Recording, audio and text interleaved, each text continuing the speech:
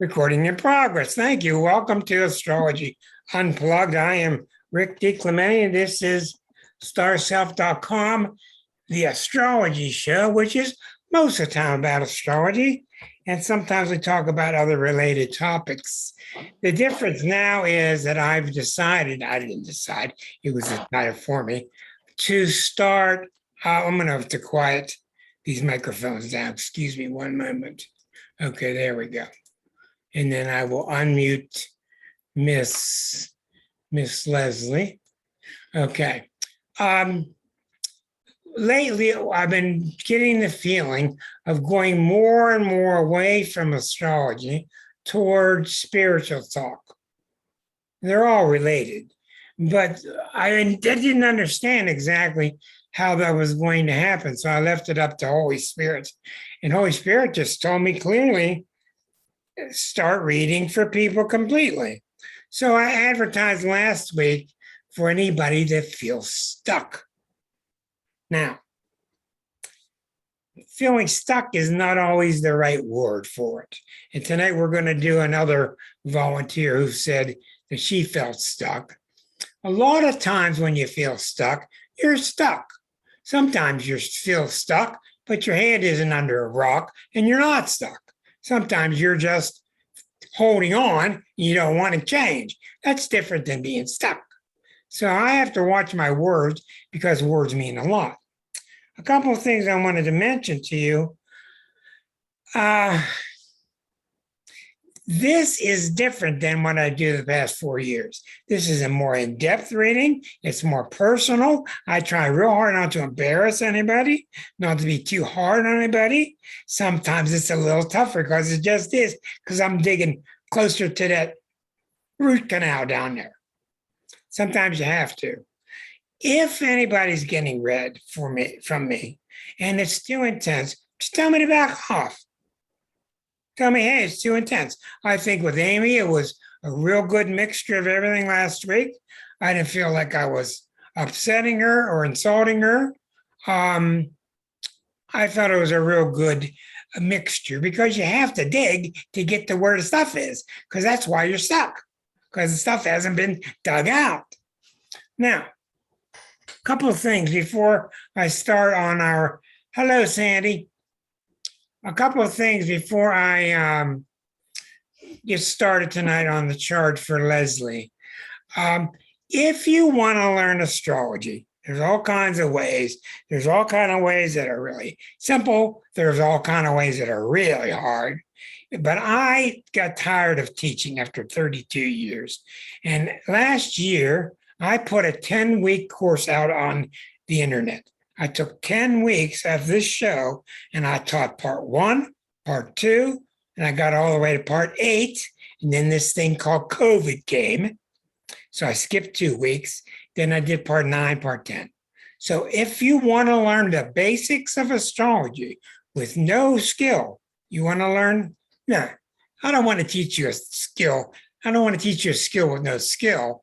What I'm saying is you don't have to have any skill. That's better. What do you want? Oh, okay, you're going to watch? All right. You can watch. Okay. That's Uma. So what I'm saying is you can be a pure beginner. Just go to YouTube and you can type in Rick DiClemente, or you can type in Astrology Unplugged 154. Oh, Astrology Unplugged 154. That's the episode. Or you can type in Rick DiClemente beginner class, and you'll see all 10 of them are there. They're an hour and a half each. But it teaches the houses, it teaches you the signs, the aspects, etc., etc.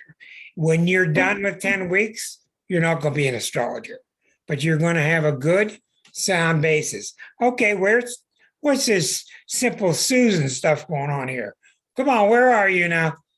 Where are you tonight? I'm in Port Townsend, Washington. So that's the top of the Olympic Peninsula. Wow, you must be seeing some sights.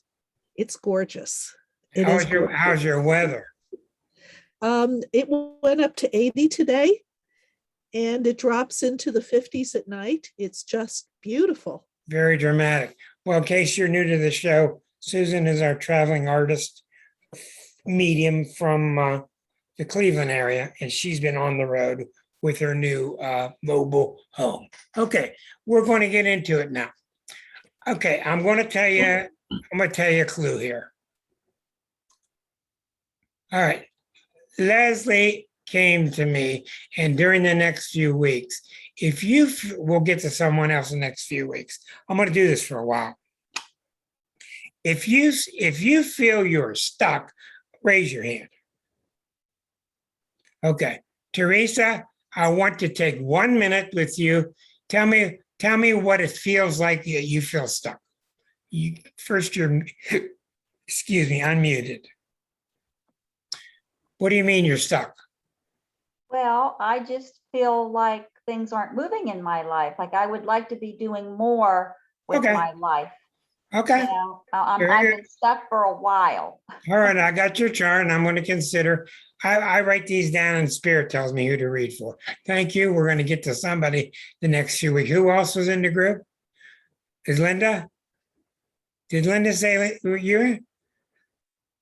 Linda, I can't tell if you're in or not. No, I was just trying. The cat was jumping over the computer. Oh, okay. I was waving my arm. All right. Who else was saying they're stuck? Kathy says she is, and so is Sandy. Kathy, describe to me how you're feeling. Well, I'm feeling a lot like Teresa just mentioned, like things are not going the way I would thought they might be going at this Okay. time. And I seem to be on this medical wheel again. All right, we're going to talk about that in detail. Sandy, I'm not going to read for you on the show because I'm going to read for you personally in a few days, right? Okay. You got an appointment already. People can get a personal appointment with me. We get it even deeper there. So I'm not going to read for you on the show, but I'm glad you're here with us. Anybody else? Okay, that's all right for now. Can I raise my hand? Hey, I feel stuck. All right. We're going to get into Leslie. Leslie, I did not look at your chart very much. I glanced at it, and we're going to show the chart now, and it's being recorded, and you need to behave yourself, and so do I. And this is Leslie. She was born at February the 5th in 1951, and 3:20 in the morning in Pearl River, New York. Okay, the first thing I noticed when I look at her chart, Saturn is very high in the sky. It's right next to the midheaven. She's a double-Aquarian, sun and moon.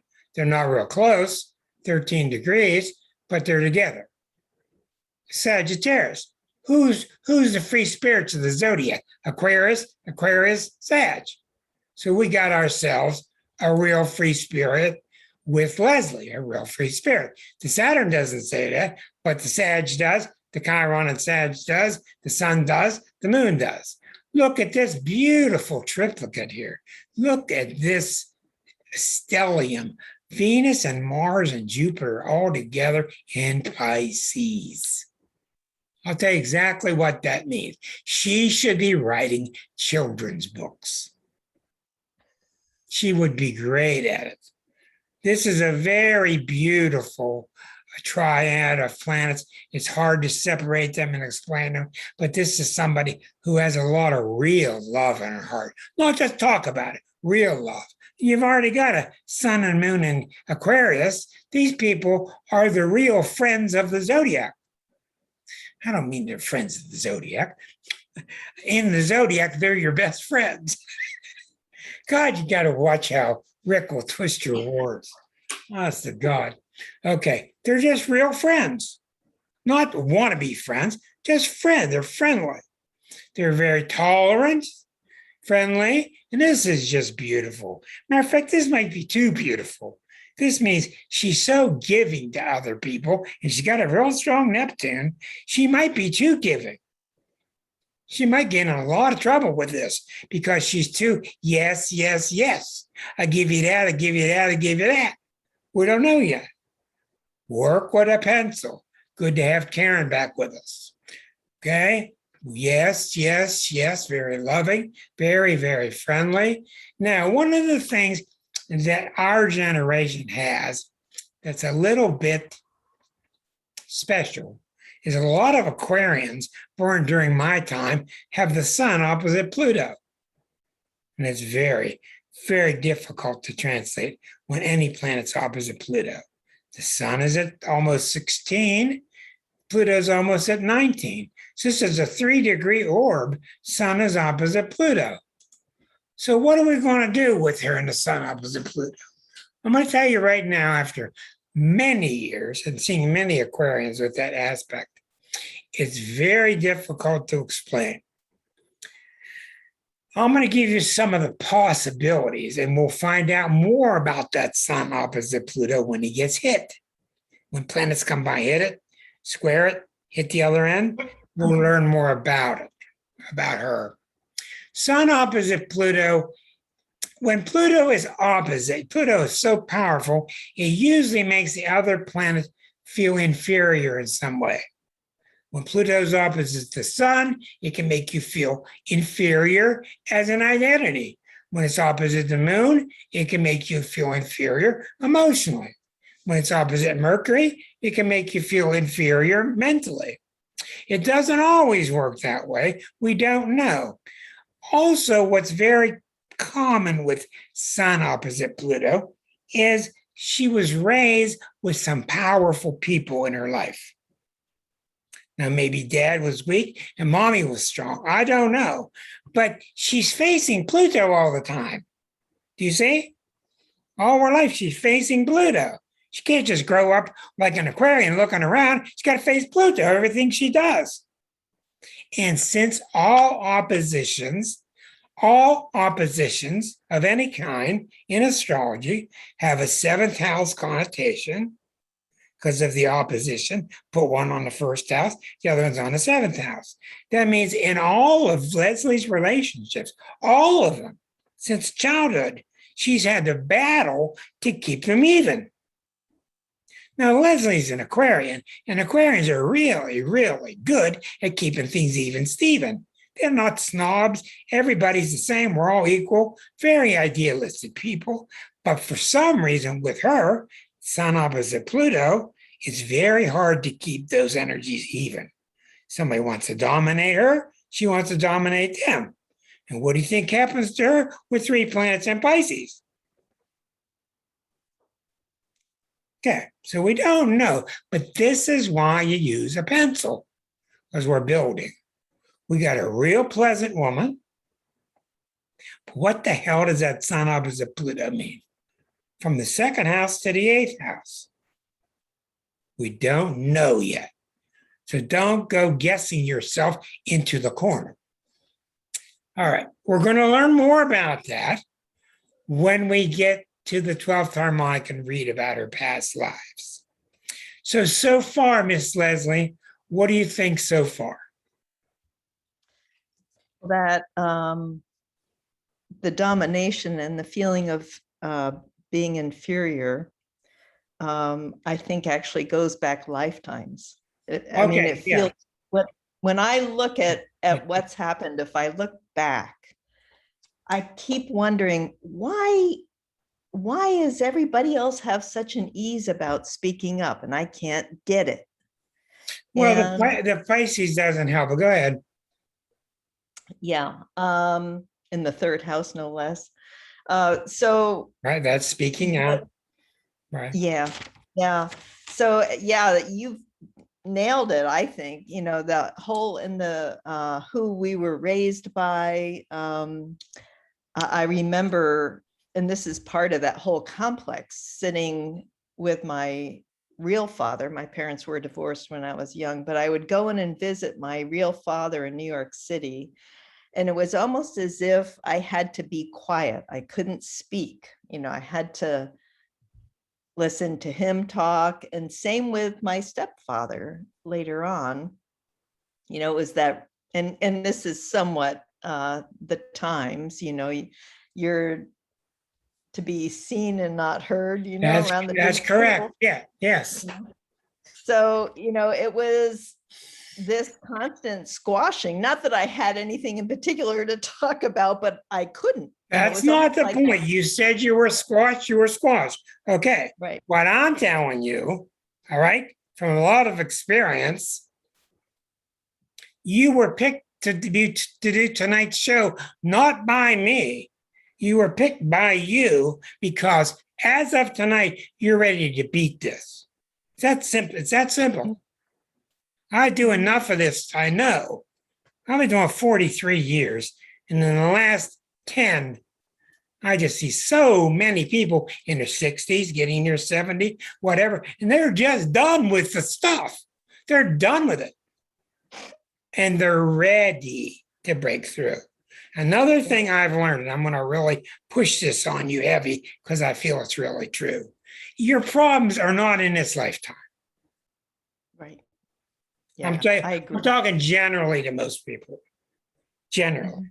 Of course, there are problems in this lifetime, but mom and dad play roles out. Most of the problems from my experience do come from the past life. Okay. So we automatically have to ask ourselves, what's unusual about her chart? She got the sun opposite Pluto. She got 3 planets in Gemini. And why did she put Saturn at the top of the chart? Saturn is up acting like a governor, a drill sergeant, keeping an eye on things. Let's go take one more look. Okay. Not only is Saturn at the top of your chart, it's opposite Eris. You don't just ignore this planet because it's way down there. This is massively, powerfully, super important. Now, this is somebody, this is very hard to discern. This is a grand cross. Saturn, Chiron, Eris, Uranus. 1 degree, 29, 6 degrees, 5. This is a powerful T-square. This is a powerful T-square. I'm sorry, grand cross. What it means is Leslie takes her life very seriously. I don't care what you do. I don't care what your mama does. She takes herself very seriously. And when you're a double Aquarius, you're very idealistic, especially with the environment. And when the Pisces stuff, Pisces, 3 planets, she can't stand it when anybody suffers. So she's triggered all the time to go save the world. And she's probably pooped out by now, okay? Because she figured that she couldn't do it. But there, all these charts, remember, we're going to go to your past life next. But Rick has changed. And let me tell you why I'm talking about changing. What I have realized by following the 12th harmonic so much in the past several years is, 1, you took the life erroneously.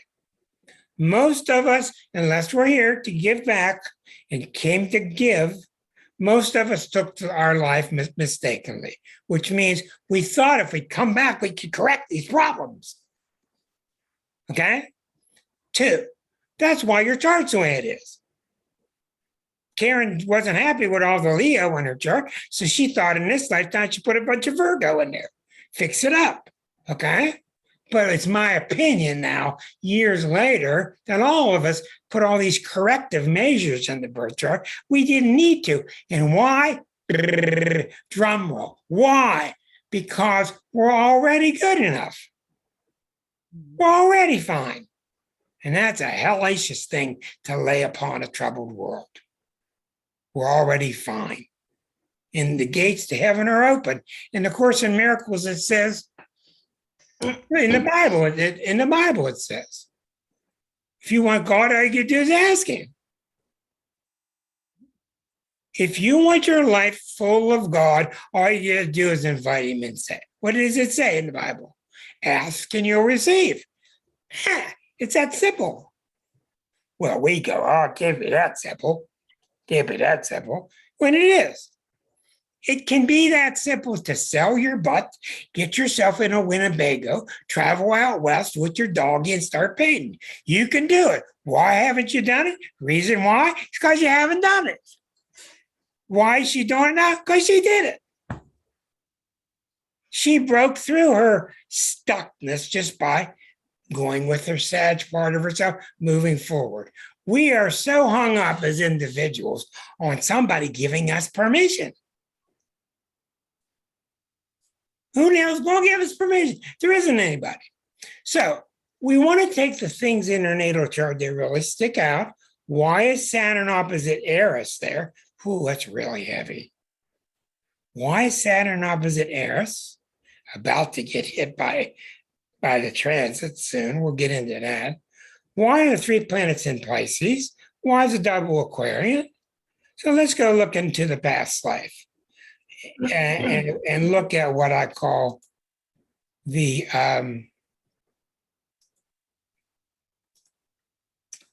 spiritual transcript. The sun is rising, just about to get on the horizon. We get 3 Gemini planets up here, like we saw last week, Venus and Uranus and Eris. This is somebody who's really, really brilliant, but not just brilliant about all kinds of things. So with Aquarius from Uranus, you get depth. From Gemini, you get breadth. So she knows a lot about a lot of things. Okay. What did she say to us? She said she felt, little girl, you sit there and don't talk and you listen, you're not to be heard. Okay. What this really is, and this is where the readings get sensitive, she brought this with her. She brought this with her. And if you want to know why can the readings be tough with Rick, the readings can be tough because you got to start owning what you've done. We have culprits in our life. We have people that do numbers on us. Yes. But ultimately, when you get to your 60s or so, you start to see that you've created this. So she put the Pluto opposite her sun. She put the Saturn at the top of the chart. I don't know why. Let's go back to the past life chart. A lot of people don't want to hear that, but that's how it is. Pluto's kind of down here with Neptune and Scorpio, not too close. The moon is out of sign and 9 degrees away from Saturn, so that's not too bad. Mars and Jupiter are in Leo, in the fun house with people, but she's got this tremendous scholastic ability, teaching ability on any subject. She gets up and people say, God, where'd this woman come from? Where's she getting this stuff from? She's just this big source of data, and it just pours out of her. I don't even know her, and I'll tell you that. You could talk about any subject in the world with her, and she's going to hold her own with you. This is a symbol that she's got a little bit of stiffness in her from past lives about the way you should act with people. It's a little bit stiff. We don't know yet. What about it? That's what it's about. It's the opposite of this. This is very socially loosey-goosey. Let's go have fun. Let's have a party. That would be nice. Mercury's down here in the bottom, giving her some psychic ability. So what we're seeing really in the 12th harmonic, we're not seeing a whole lot. We're not seeing a whole lot. We're seeing somebody who is very, very bright. Now, a lot of things can happen when you're very, very bright, because with all the Pisces in you, you could feel bad because you're bright. Pisces is just so wanton, it just loves feeling bad. Not because it's sadistic, it's because it's so loving that it will give itself up, it will sacrifice itself and feel bad if that will help things. Well, that's got to stop with everybody. That stuff has got to stop with all the Pisces. I wrote a book about it. It's just a cut to come to an end, because nobody's really benefiting from you being up on the cross. Nobody. And I'm not going to get into the Jesus story, because that's a whole other Piscean story. So we see in the birth chart, when Pluto's opposite the sun, the person feels threatened for existing. They feel bad that they exist. They don't know why. Sometimes it can be a look from a parent. I examine a lot of what goes on with parents. And I'll tell you my opinion right out. About 70% of the people that have kids shouldn't have. 60%, 70. Some people have it lucky. Some people have wonderful parents, and it's great. But there are a whole lot of people that have parents that just did not give the child what the child needed. Basic attention. The child needs basic attention, love, TLC, somebody behind you. And a whole lot of people didn't get it. And boy, do we do numbers on ourselves because of it. So your sun opposite Pluto, I don't know much about it yet, but I'm going to explore. Here's how we're going to do it. What I want to know here, here's your birth chart is the first harmonic. All right. I want to know what happened when these two planets got hit. Well, Pluto is right here now. Pluto's heading for the moon. Hello, you're about 3 years from Pluto crossing over that moon. And you're 10 years away from Pluto getting on the sun opposite Pluto. But what else can we look at? Well, Uranus now is here. Uranus now is at 15. So what do you say? Uranus right now is squaring that sun and it's squaring that Pluto. Uranus is at 15. It's squaring that sun. It's squaring that Pluto in about a year. What did I tell you? You were going to get liberated from the sun opposite Pluto. Okay? Not because Rick says so, but because it's time. Now, when Uranus hits something, the reason you get liberated from it most of the time is because the part inside of you that does the liberating, it's ready. It's ready to pay the price for it. It's just ready. Some days you wake up in the morning and you're just ready. I'm ready to tell that SOB off. I'm ready to buy that dog. I'm ready to buy that television. You get the different states of readiness. Sun Pluto means you feel guilty for existing. And I think the best guessomatic thing I should start with in my guessomatic machine is not that you felt bad existing, is that you saw someone in your family who felt bad for existing. You saw somebody in your family who felt guilty for existing.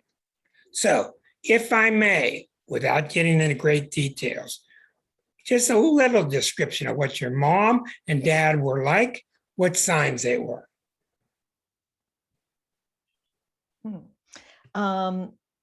My real father, August 21st. Okay, that is Leo.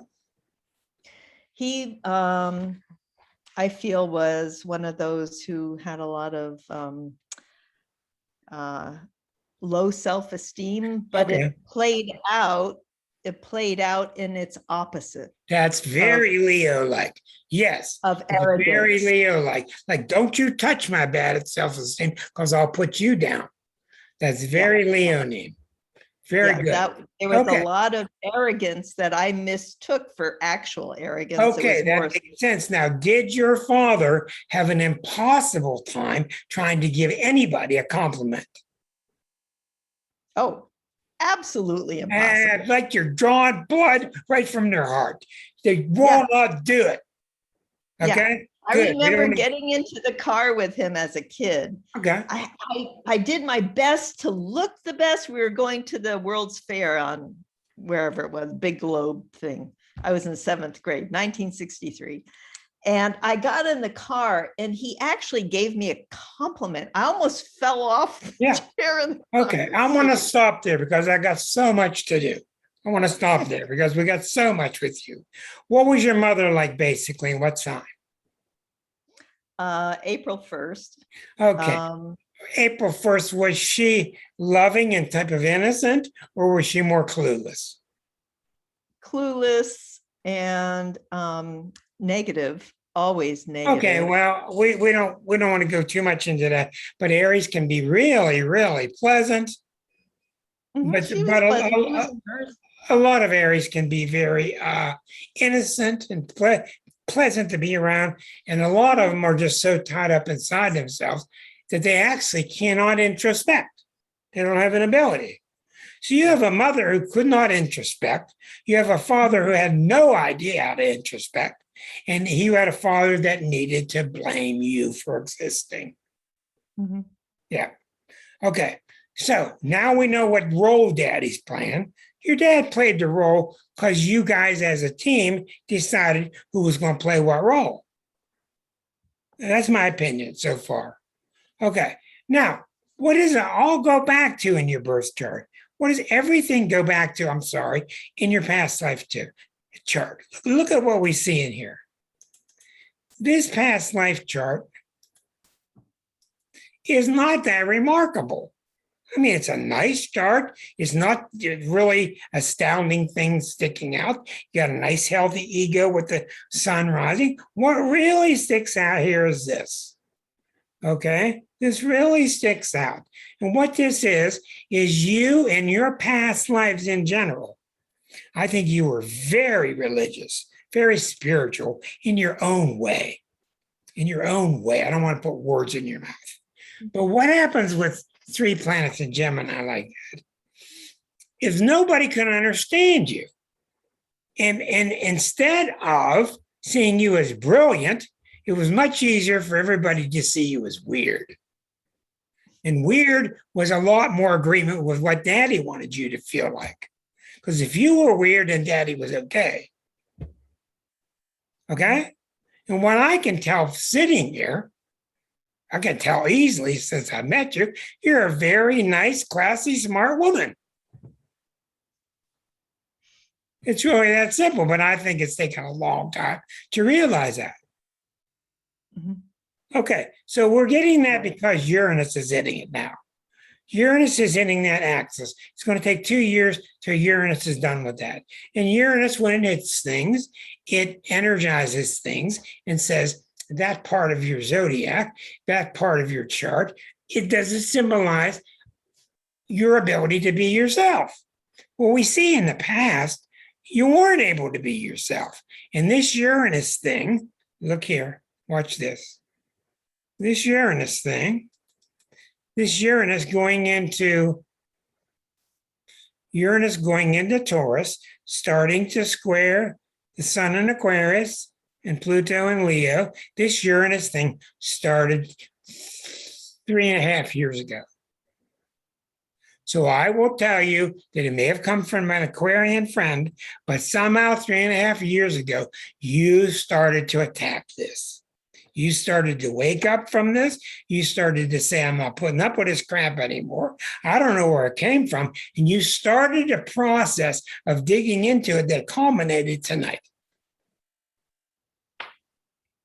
So what did you start doing 3.5 years ago in general? I stopped betraying myself. Hello. So what I really think, and I'm not going to really dig much deeper, I don't think I need to. I think the betrayal is all about, remember, past life charts bespeak of, we feel bad that we got to go back for another lifetime. That's the mistake. And correct all this stuff. Then the gates are going to open for us. That's what we're taught. And what was your problem? You're too smart. Look at her. She's too damn smart. Somebody better shut her up. Well, there was nothing wrong with you except you were just really, really smart. I mean, like really quick. You were definitely some kind of teacher, some kind of professor, some kind of learned position, maybe a master of a tribe. I don't know.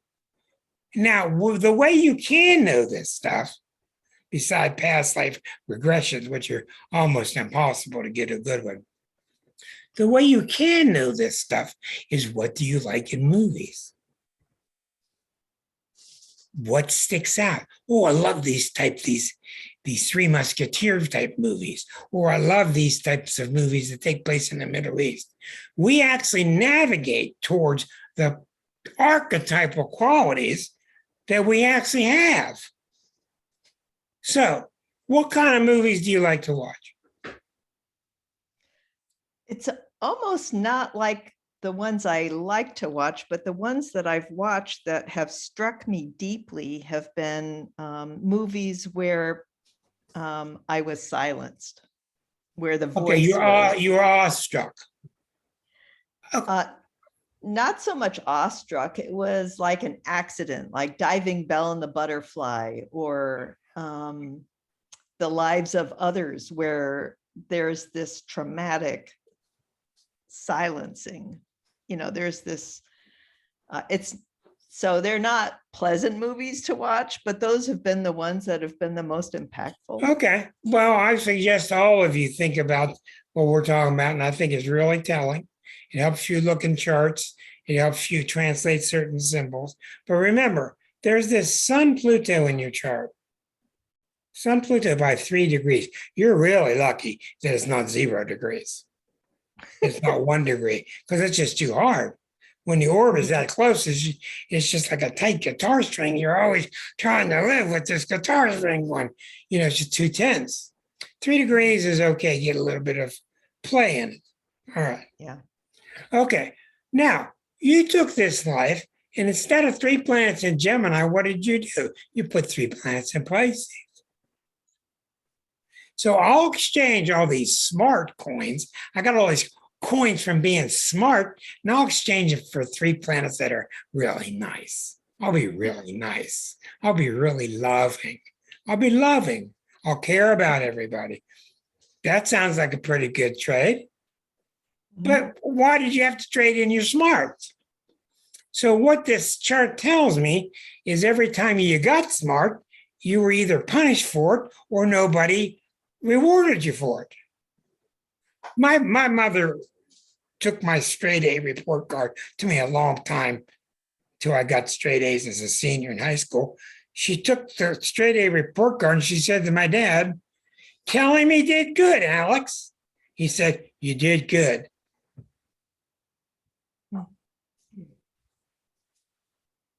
Well, that made me feel really good. So how did you feel most of your life, especially growing up? How did you feel about your own intelligence? Well, I think what you said earlier was that I couldn't, it seemed like I was always saying yes, Yeah. yes, yes, yes Yeah. to people. I had to trade that intelligence for being so nice that, and even then, it was like I was still spinning my wheels. Okay, now finally, hold it there. The reason most of us do that, according to John Bradshaw, who came out with those family dynamics in the 60s and 70s on PBS, and the good child and the bad child, and the behaving child and the naughty child. He came out with those dynamics that became popular in psychology because if I can't get attention being good, if I can't get attention being myself, then this doesn't work. Whatever I try with dad, that doesn't work. So I better just be none like beautiful, passive. And then I'm getting a little bit of TLC from mom and dad. Does that make sense? yeah, absolutely. It hits the nail on the head. Okay. But the problem with it is it's not you. Right. It's not the real you. I mean, inside of all of us, we're really beautiful beings. There's no doubt. So what we're seeing tonight, and I break the rules because I've been around long enough that I can. I just do it because I can. And I know the ramifications of it. You're dismantling in your chart the central core of inequality. You're dismantling it because it's the time to do it. And you're also realizing it doesn't hurt anybody. And by dismantling it, you're not taking a shortcut. You're not telling an untruth, which your Pisces and Aquarius can't stand the thought of, and your Saturn opposite Eris. My God, if anything's unfair, you want to put bullets in your head. You're that fair, you're that honorable and that fair, but you just go way too far with it. Mhm. So that's what's happening to your Sun Pluto now and all your relationships. You're just making it more realistic. Yeah. Yeah. Yeah. With living with your mom and dad, you couldn't live realistically and get any good strokes.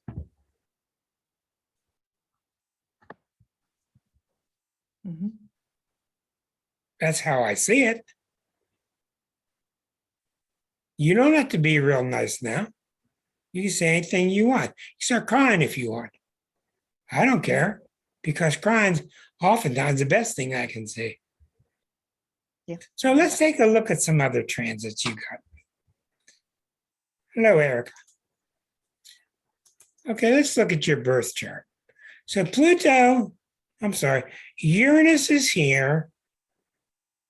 And let's take a look at this one I was looking at earlier. All right.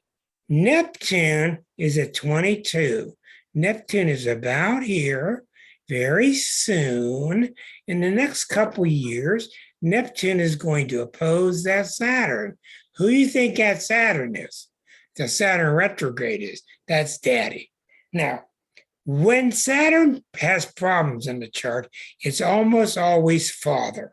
I've asked many times people, was your father a problem? They say, no, he was great. Almost all those people that say he was great, Saturn is not on the midheaven, Saturn's out here somewhere, Saturn's out here somewhere, and maybe even the mother was a problem.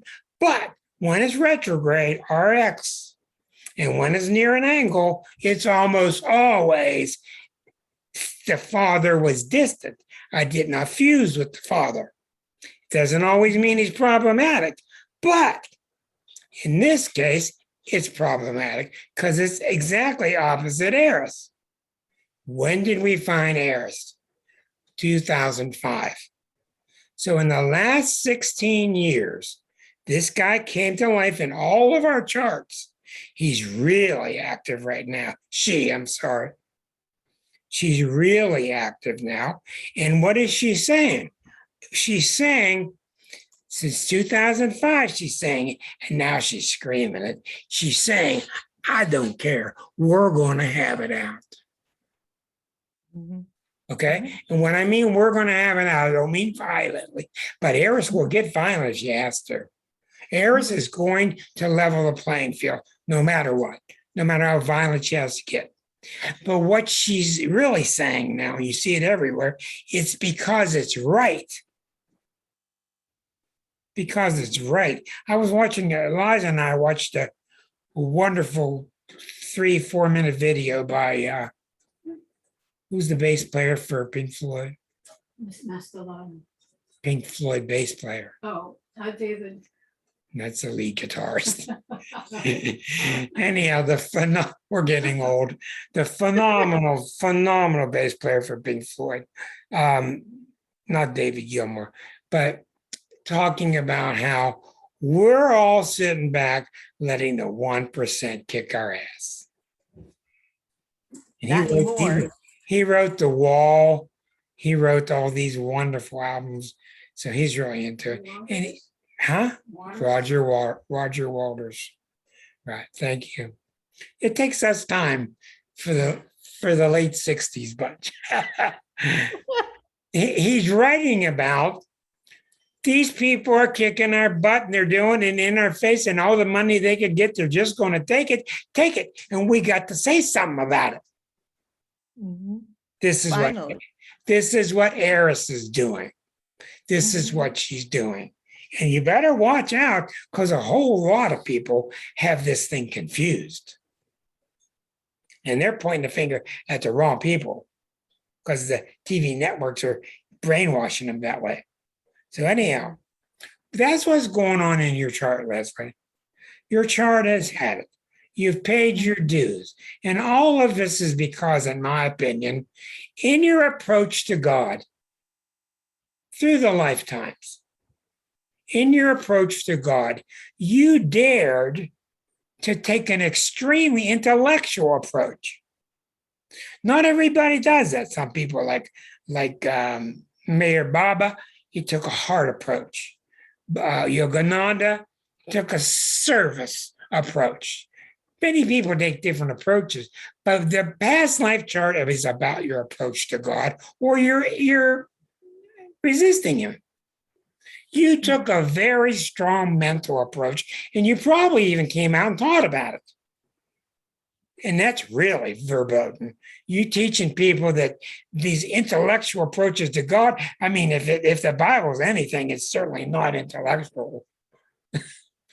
So somebody had to get on you about it. I don't know what they did. I don't know what they did. Does this make sense to you? It does, except that I've always thought my path has been exactly half devotional and half, I mean, there were bliss states as a kid. And Oh, that's the Pisces, and that's wonderful. That's wonderful. That's stuff that John reports to us. That's the Pisces energy in both of you. And that's a wonderful thing to report. And what I'm asking you is hard to do. I'm asking you to discern how you felt before this lifetime. It's not easy. Yeah. Okay. For instance, if you watch the movie now of somebody who's extremely intellectual and you watch them transition into somebody who's really emotional, that would really strike a bell with you. Okay. But in your charts, when you add it all up, this is what an advanced astrologer can do.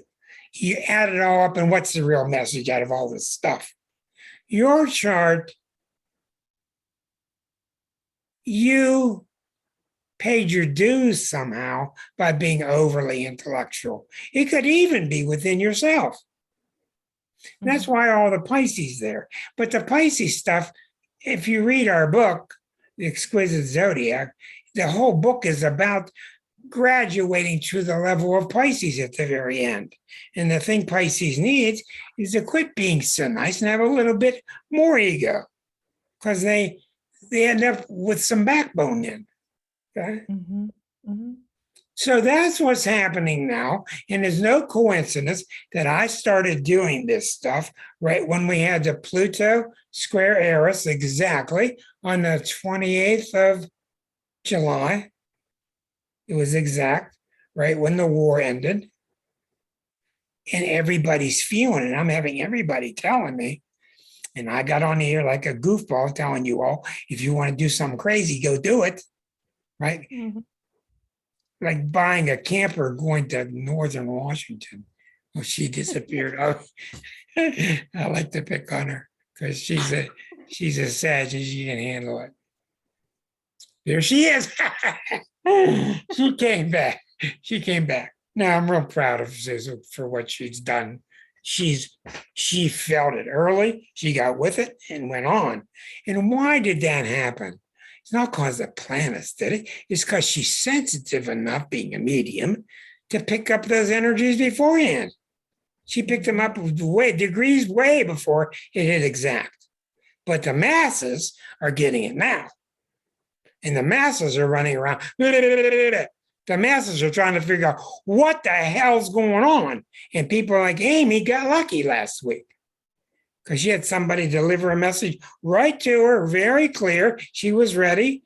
Beautiful. And that's what's going to happen next week. And then the week after that, we're just going to keep doing that. And my numbers, my ratings go down when I do this kind of stuff, because people want me to talk about the devil and they want to talk about everything blowing up. When's it going to blow up? When's it going to be over? That's when my numbers go up. And I don't care. I'm going to do real astrology, and that's what we're doing tonight. Real astrology for a real person. Now, do you think that, blabbermouth here, do you think that what's been brought to you so far tonight falls into the category of helping you get unstuck? Oh, yeah. I mean, when you talk about that Saturn opposite Eris, Yeah. that whole thing of, and I view Saturn as boundaries, and That's partially true. Go ahead. Yeah, I'm not an astrologer by any stretch of the imagination, so I'm not sure about all the archetypes, but Saturn, there's been some kind of oppressive weight that I felt in this lifetime and in That can also be Sun Pluto. right. Very much. Go Yeah. ahead. And that Eris is finally standing up for herself and gonna no longer remain quiet about things that need to be said, or, you know, and it's a brand new feeling that I've never That's felt wonderful. like. That is Yeah, just like it wasn't I wasn't supposed to ever speak up ever, you know, and it's almost like it's a shock. It's like for the first time in lifetimes, there's this feeling of alignment. There's this feeling that's of exactly right. authenticity. And as Claudia said just now, and I saw it earlier, Pluto's hitting your Mercury. Yeah. Okay. And that's turning your Mercury into like a Mercury in Scorpio. So your Mercury, which was Capricornian, is becoming more of a digger, more of a psychologist. It's getting deeper. It's not trying to be proper all the time, like Mercury and Capricorn. Say the right thing that you're supposed to say. Pluto takes over. It's getting deeper and all that. Well, this is just fabulous news. Yeah, I think Yes, so sir. too. I've never Yeah. felt more alive and more myself and less under a rock. Well, let me show you something else, because we're doing some marvelous work here. Watch this. Liza and I, we have arguments now and then about the nature of Saturn. And me being the double Capricorn, I'm real defensive about it. Because she, amongst most people in the world, believes that Saturn is a planet of limitation. And I don't. And I'll tell you why I don't. But I can see it. But anyhow, she's moving her head now. So You're oversimplifying, but she said, I'm oversimplifying her. Okay. All right. Do you see this Saturn opposite this Eris? I see. Very hard to interpret oppositions. Matter of fact, the whole damn chart's hard to interpret. It's just a hard thing to do. The problem with Saturn opposite Eris is that you're trying too hard. Saturn is the planet of making sure. And when it's opposite Eris, and it's in the area of where I come from, where am I going, what's my background, where am I headed, Saturn's right there with Eris, ready to kill anybody, and Saturn's right there. The problem with it is you're just taking it too seriously. This is what I find with Saturn people. They're so damn good at making sure things work. They're so good at it that, your Pisces wants to go out on the lake and float around for a while. Your Aquarius wants to go investigate all the bugs underneath a tree. You want to just do all this stuff. But when Saturn's there, it's just on you all the time. You're on your mission, and boy, you got to be serious about it. So that's the part of Saturn that I fight very much for and will continue. Now, does it make sense to you? It does, but Okay. there also feels like past life weight on that Saturn. Like it's not just from this lifetime. Okay, very good. So what we're going to do here is this. We're going to go look at the 12th harmonic again. Here it is. We're going to see what's happening in this chart. Because when you start to feel those past life shackles starting to loosen, you're going to see something happen in the chart. Number one, Neptune is at 22. Look at Eris, 21. Okay? Chris East Coast has entered. There she goes. There goes Uma. Okay. So Neptune is approaching this Chiron. Neptune is right here. It's approaching this Chiron in your chart. Okay. And it's square to that Eris right now. And what does Eris say? This is interesting. Do you see that Eris is opposite Neptune? And they're making a perfect triangle to Neptune?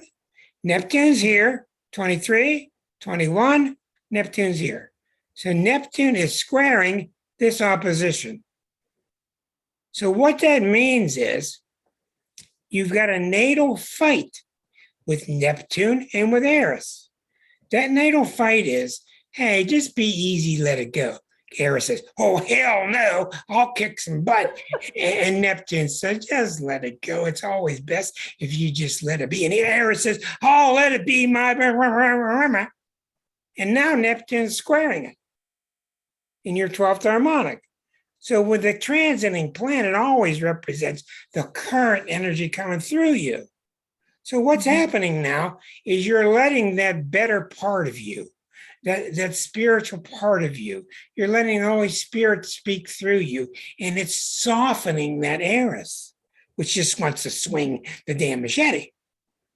See? That's what it does. So it's really good that we saw that, because that's a T-square. It doesn't look that way because the way solar fire bunches the planets together doesn't look exactly opposite, but they're exactly opposite. And Neptune is like this. Okay, that's one of the things going on with your past life chart. What else do we see?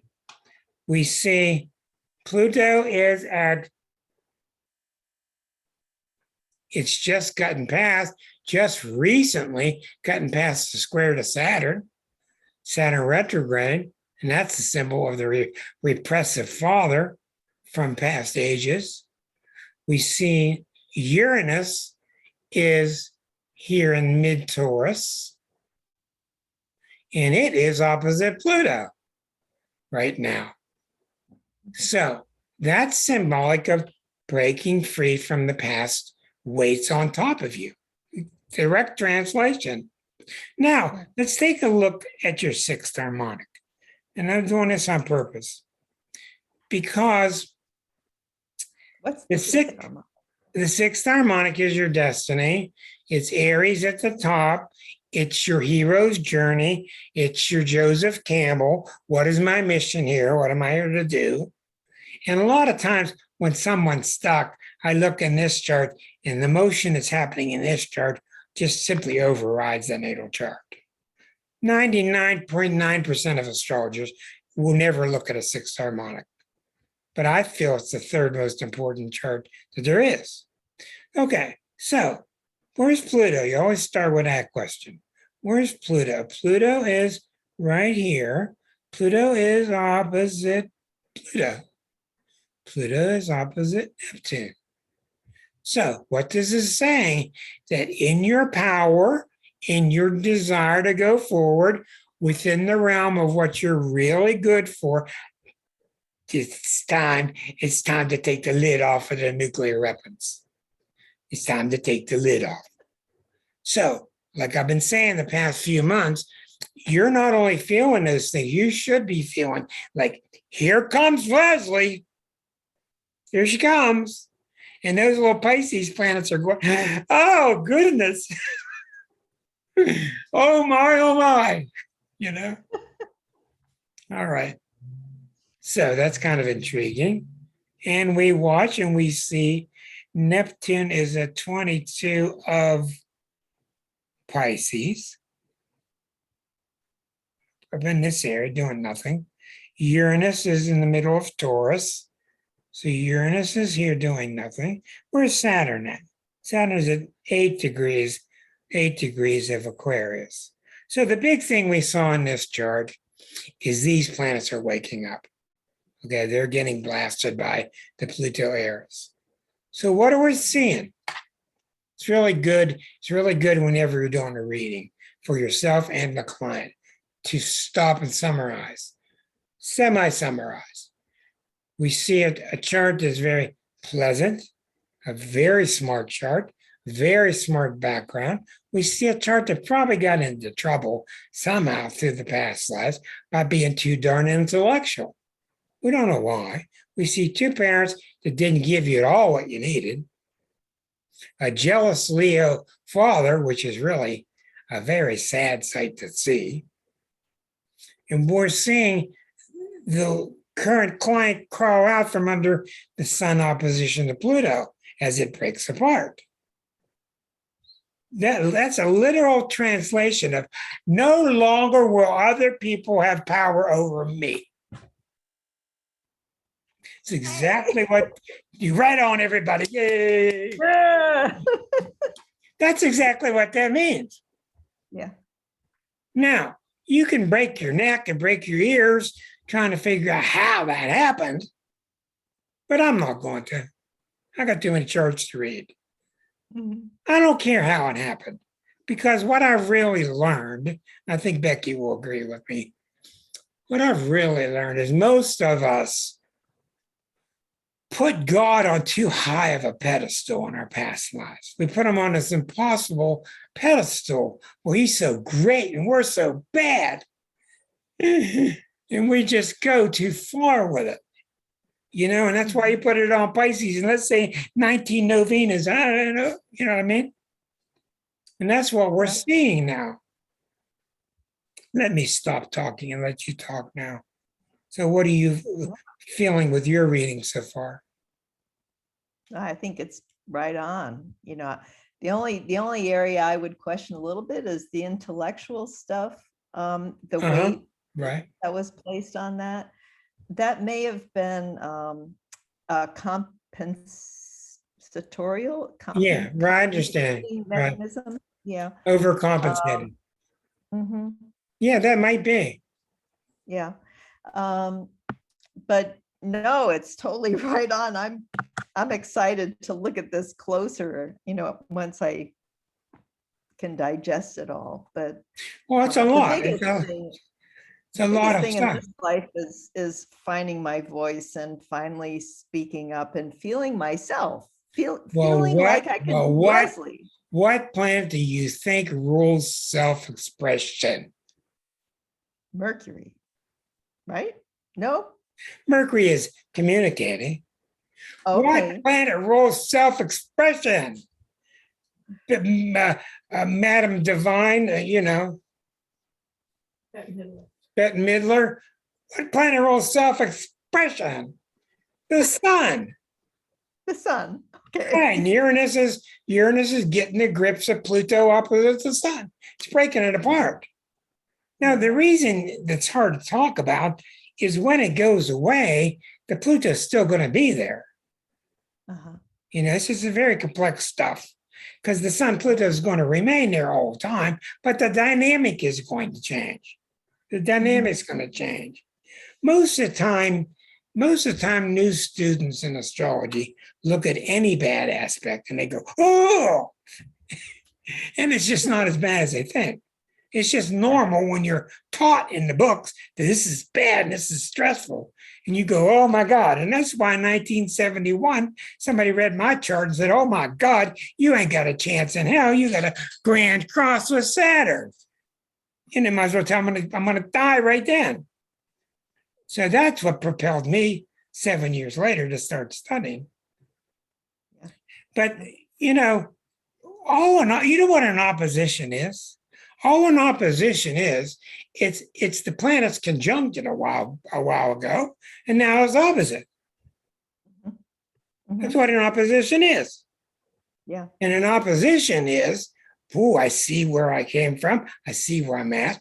And the big question during an opposition is, am I going to continue this way? Like in America right now, Neptune's opposite Neptune. Mhm. Are we going to continue on this worthless spiritual trip that we're on? Or are we going to start saying it like it is? Are we going to start saying the truth like it really is? And you see it everywhere. People are sick of it. They want the fellowship, they want the love, but people are tired of the dogma that's been shoved down their throats. Exactly. So that's why when you see a square in opposition, you have to think 4 or 5 times about it. So that opposition helped me open up the voice. of course it Helped did. myself. Of course it did. And that's why Stephen Arroyo, who's such a great astrology teacher, teaches that sometimes the hardest aspects in your chart are your greatest powers. Why? Because you're so tired of fighting it. I mean, the most prominent thing you see with successful people is Saturn messing with something. because they're so tired of messing with it that they perfect it because they have to deal with it all the time. Now, let's take a look at something else here. We're getting near next year. Let's go look at your return chart. And what city are you in? Portland, Oregon. Portland, Oregon. All right. I'm going to go look at your chart for next year. Okay. All right. 2022. Yes. We'll do your return chart for Portland, Oregon. All right. And this is the chart. They're very, very accurate. This is called a return chart. This is the chart that will kick in place around your birthday. And it will hold in place through almost all of 11 months of 2022. You put Venus and Mars in the 12th house. I'm not sure why you're doing that.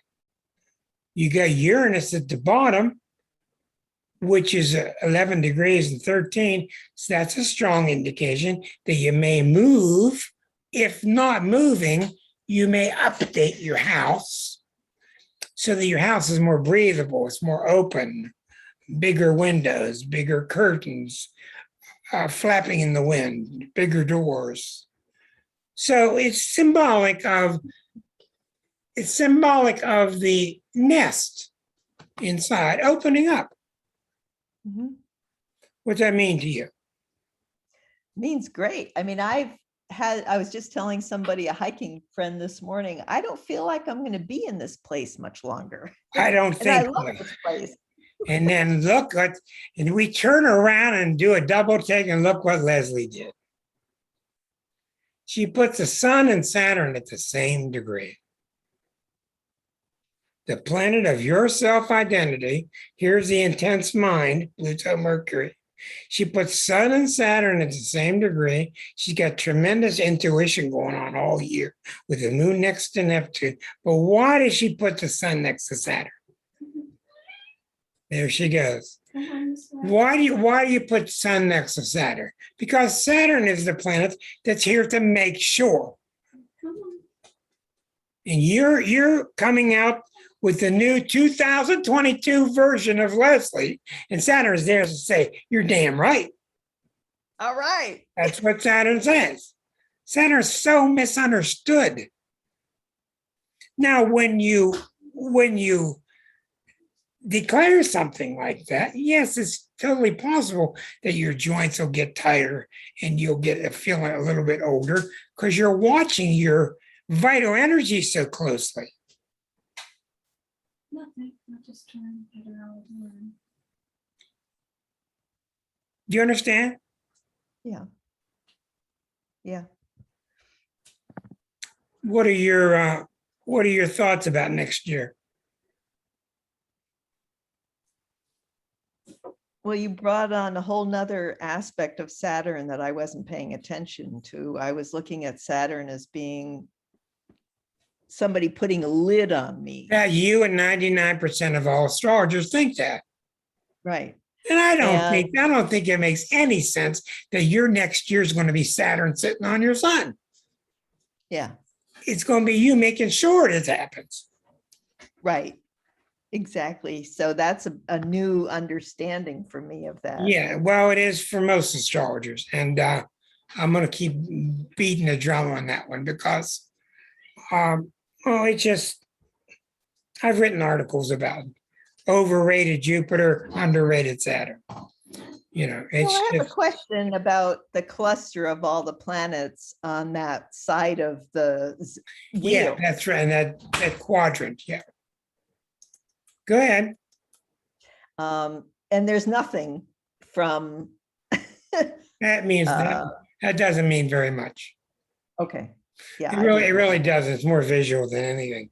This means when this quadrant is activated, this is a quadrant of stuff. Your ideas, yourself, your body, your values, your thinking. You're redoing your inventory You're redoing your inventory, resupplying your inventory. If it was this quadrant, it's the quadrant of how you're putting all that together. This quadrant, it's all about meeting people and sharing. This quadrant is all about going out in the world and sharing the world. But we see what you're doing is you're taking this year very seriously, with a very serious mind, with a very serious self, with a very appreciative, pining, huge, intuitive, emotional status here. It's kind of like, to me, what you're doing is you're just saying, everybody shut up. Everybody shut up.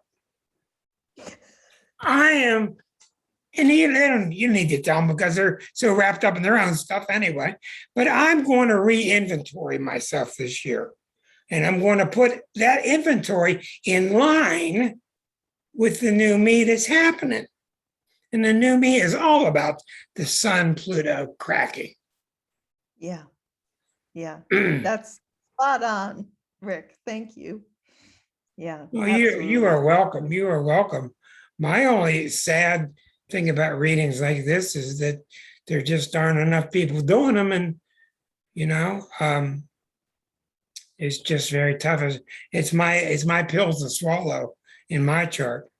Because when I started into astrology, it was like the book flew off the shelf. I just knew right away, this is for you. Like Claudia is. Claudia's this way. Not many people. And it really breaks my eardrums when I hear people that went to see an astrologer and I ask them, what did they say to you? No, you've got a very good chart.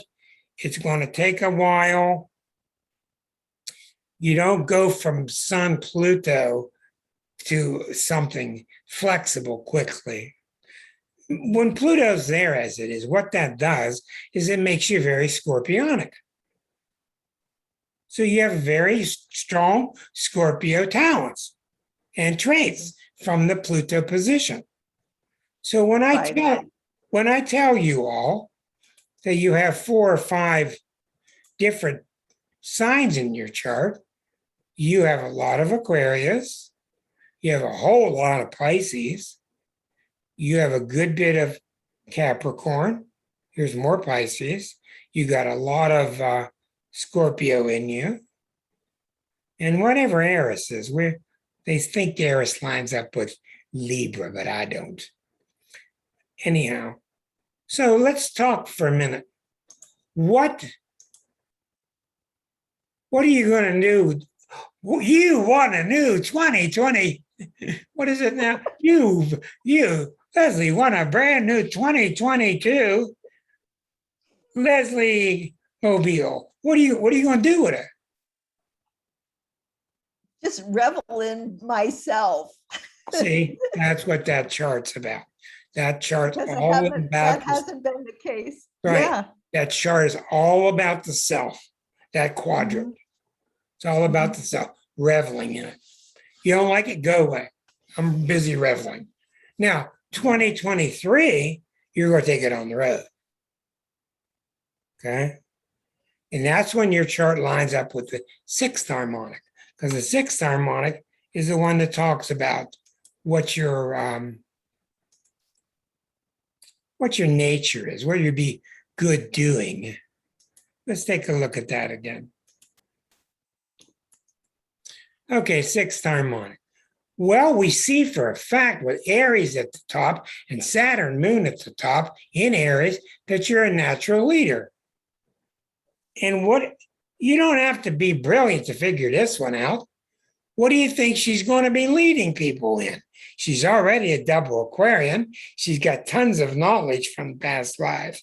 She's extremely compassionate. What do you think she's going to be doing in 2023? Because 2022 is going to be busy putting the new pieces together. You're going to be busy helping people get moving past their blockages. That's what. Sounds right on. Because we're all enamored with the crap we had to go through, and that's what we teach. Mhm. Any questions? I'd say your reading was pretty good.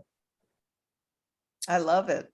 Yeah, it was pretty good. This is a very powerful, compassionate woman.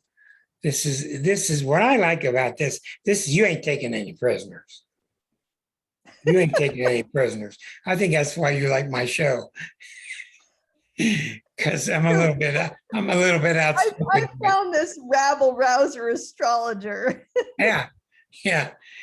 And I'm not really trying to hurt anybody's feelings, but I'm just, I'm born with Jupiter and Eris at the same degree in the third house. So when I got to say something, I just say it. Well, I feel real good for you. And this is where misunderstandings come in. You're heading towards a lot of release and a lot of success, but it's not because your chart says so. Mhm. Yeah. It's saying that the chart's saying, yeah, you're at that part of the map, but can you drive on this new road? How well do you do? Your chart is heading for these things because you've worked for it. Oh, yeah. You've worked hard for it. I'm Yeah. so exhausted. Oh, of course you're exhausted. You ought to be me when I do 8 readings in one day. Talk about exhausted. But I think Claudia can tell you herself, being up and coming, your chart is ready. Your chart is ready. And I think what's really good about these kinds of things, it takes your parents off the hook. Because they just, the reports I get from your sad Leo father are they're very common. Yeah. Some Leos are wonderful. Some Leos aren't, Mhm. And it's really hard to sick of an unhealthy Leo male and a little girl because they're very strong and they seem so right. Yeah. Well, Right. the whole idea of forgiveness is something that I see now that so much were catalysts in order to move me into a greater alignment with myself, and so there's no